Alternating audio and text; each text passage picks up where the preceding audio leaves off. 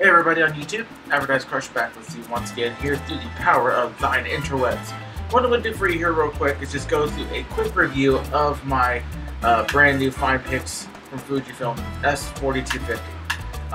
I just got this for Valentine's Day from my wife, so I'm really interested to actually get this particular camera, most simply because the electronics store that I work at, I sold a ton and I was really interested in it because it got some fantastic reviews. So I was like, I want it. My wife was like, Happy Valentine's Day. I'm like, oh. So I'm just going to go ahead and go over just a few of the options, and I don't really feel the need to go through every single individual option. But it's important to hit like the high notes, you know what I mean? Yes, that's TheKillerCain sitting off to the side. But the first thing I'm going to show you here is the flash.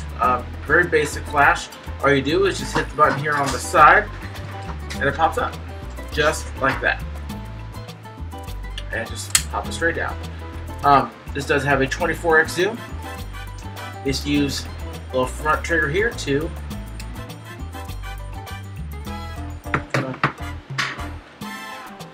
I've got it in panoramic mode. Yay! It's always smart to do things correctly the first time you actually show it off. But yeah, oh well.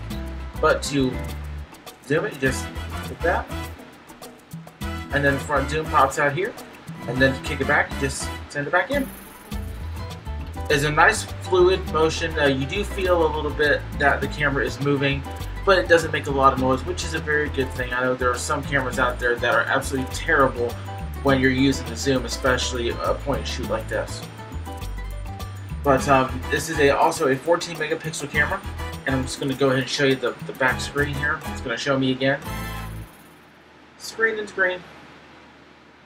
Very clear, crisp looking screen. I've not had a problem with it. It's honestly been a fantastic, really fantastic camera so far. I've done really limited things with it. So obviously here on the sides you've got the little clasp for your neck strap, which this particular model does come with a neck strap. Just go ahead and show it to you real quick. Get it out of the box. I was actually not expecting it to be this big, to be honest. But just pulling it out of the box here.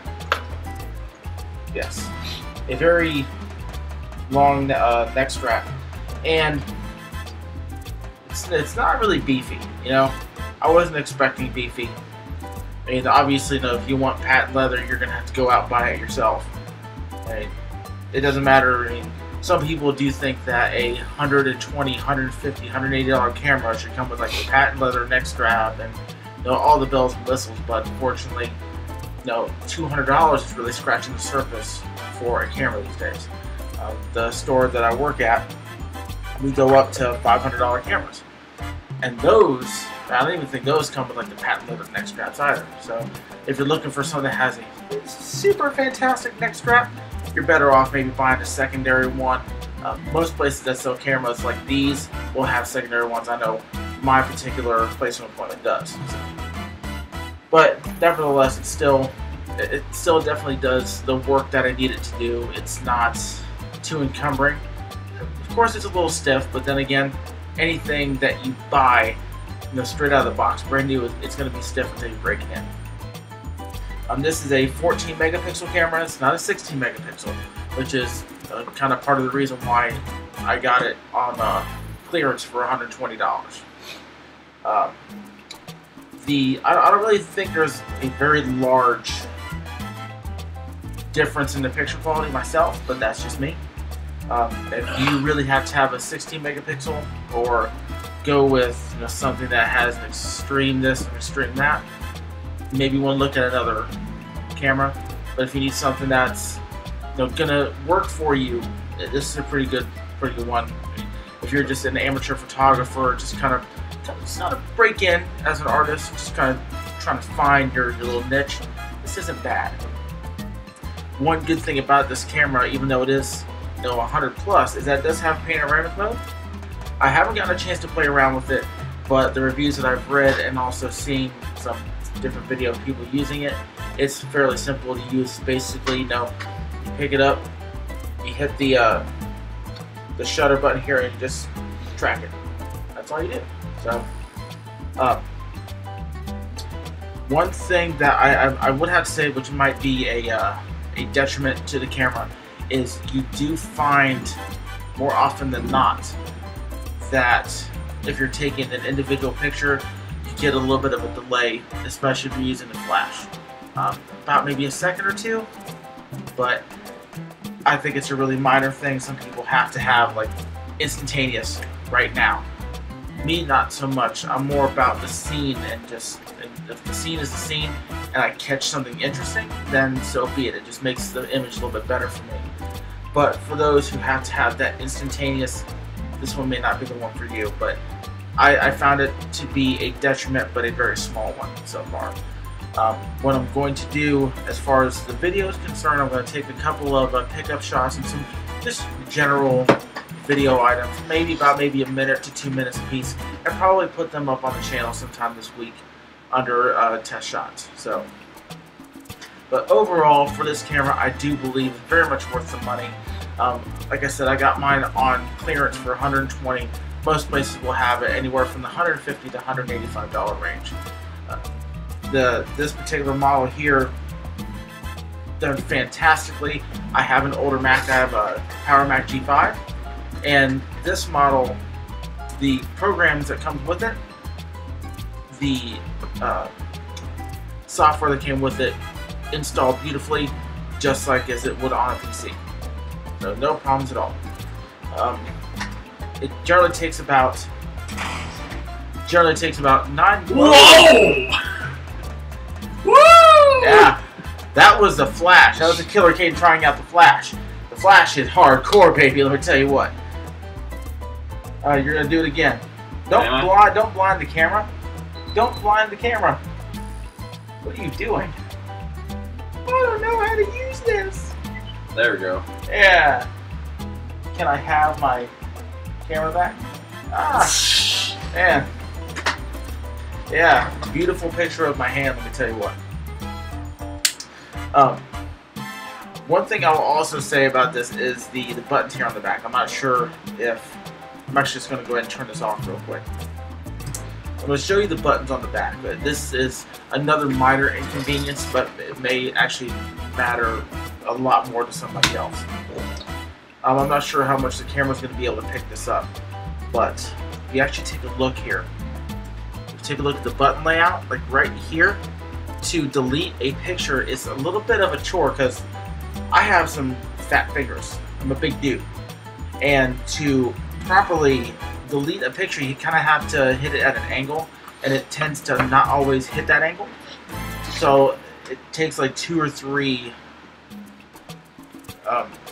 attempts to delete a picture sometimes. That's the only like detriment. I'm like, it's annoying, but once again, it's a minor thing. I believe that's about all I really wanted to cover. This also has an HDMI out slot here on the side, along with the USB slot. Take a look there. There it is. Which I found to be a nice addition, especially for the price. There are a lot of like little mini point and shoots out there that have the HDMI option that are about $40 to $50 cheaper, I believe, out there on the market, and I was really pleased that this particular model has that built in as well. And also coming with the camera, you get some AV cords, and the AV cords and the USB cord are actually built 2-in-1, which is just another fantastic little bit here that I wasn't expecting it, and it worked out fine. So the 720p video, if you were to put in a 4 GB card, which is what I have in it right now, if you were to shoot at max 720p, it'll get you a little over 9 minutes. And I believe at the next resolution now, I think is what, 360? Yeah. You get about 25 minutes. So I would definitely recommend using a higher grade gigabyte SD card for the camera, especially if you're going to do longer videos. anything over about 5 or 6 minutes, I'd say, unless you're gonna like immediately load it off, definitely at least start with an 8, if not a 16 for this particular camera. So, but overall, on the crush scale, I guess I'll have to name it now, the crush scale. The crush scale from 1 to 10, I'd have to 8.5 would be the best score I could give it.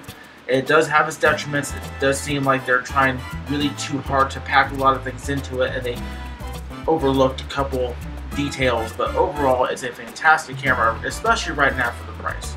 Crush-tastic! You have to actually make up the Scale. you have to make up the scale now. 4 Kentucky Fried Chicken legs out of 5. That'd be 4.5. 4.5. 4.5. Because like 4.5 out of 5 would be about an 8, 8.5, I think, or around a 9, something like that. I don't know. But anyway, it's a fantastic camera for the price. If you do have the option and you see it around, definitely pick it up, especially if you like playing around with options on it, and it really explains these options out to you as well. So, Beefcake! Yes, it is very much a beefcake camera for the price. But I want to thank everybody for watching out there. If you have any comments, if you happen to have this particular camera, and you happen to have any questions, or you have any issues that actually pop up, definitely use any information on any product that I review that anybody wants to put out there. So, stick it down in the comments. Also visit me on Twitter, Aphrodite's Crush, the same name as you see right above this video. So hit me up on my other channel where I do the standard unboxing. Check out all my other videos. Follow me on Twitter. So, you guys have yourselves a fantastic weekend. Fantastic! Peace out. Fantastic! Fan dang!